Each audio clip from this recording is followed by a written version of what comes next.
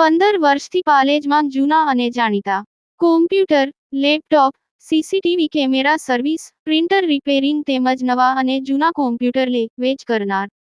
Admission form તેમજ તમામ સરકારી ફોર્મ ઓનલાઈન ભરી આપવામાં આવશે. વાગરા ડેપો સર્કલ નજીકની 3 દુકાનો તસ્કરોના નિશાને. એક દુકાનમાંથી હજારોની મટા ચોરાઈ.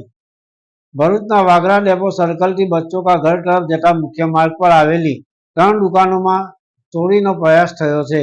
તસ્કરોએ એક મોબાઈલની દુકાનનું તાળું તોડ્યું હતું, પરંતુ અંદર બીજો દરવાજો હોવાથી તેઓ ચોરી કરી શક્યા ન હતા. જ્યારે અન્ય 2 દુકાનોમાં પાછળથી પતરા ઓજારોથી ખોલીને ચોરીને અંજામ આપ્યો હતો. આ ઘટનાને કારણે સ્થાનિક વેપારીઓમાં ભયનો માહોલ સર્જાયો છે.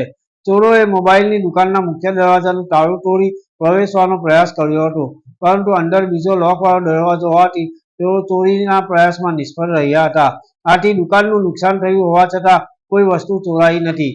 આ ચોરીનો ભોગ બનેલી એક દુકાન ચિકન સેન્ટરની હતી. તસ્કરોએ પાછળથી પતરું ખોલીને અંદર પ્રવેશ કર્યો હતો અને દુકાનમાંથી હજારોની મટા ચોરી ગયા હોવાનું જાણવા મળ્યું છે.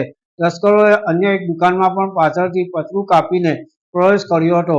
હાલ આ માલિકો દ્વારા હજુ તપાસ દુકાનમાંથી શું ચોરાયું છે તેની વિગતો જાણવા મળી નથી, કારણ કે દુકાન માલિકો દ્વારા હજુ તપાસ ચાલી રહી છે. વેપારીઓ દ્વારા પોલીસ રાત્રિ પેટ્રોલિંગ વધારે અને આરોપીઓને વહેલી તકે પકડી પાડવાની માંગ કરવામાં આવી રહી છે. યાકુબ પટેલ, ભરૂચ. મારું નામ સલમાન છે.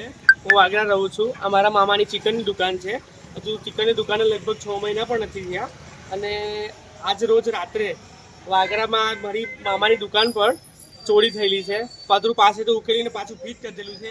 મારા મામાના 25,000 રૂપિયા વાયરિંગના હતા, એ લઈ ગયા છે અને થોડો નાનો મોટો સામાન લઈ ગયા છે. અને આજુબાજુમાં દુકાનો ખુલી તો છે જ, એમને ખબર નથી હજુ દુકાનો ખુલી નથી. ધીરે ધીરે તેથી જેમ જેમ દુકાન ખુલે છે તેમ ખ્યાલ આવે છે કે ચોરી થયેલી છે.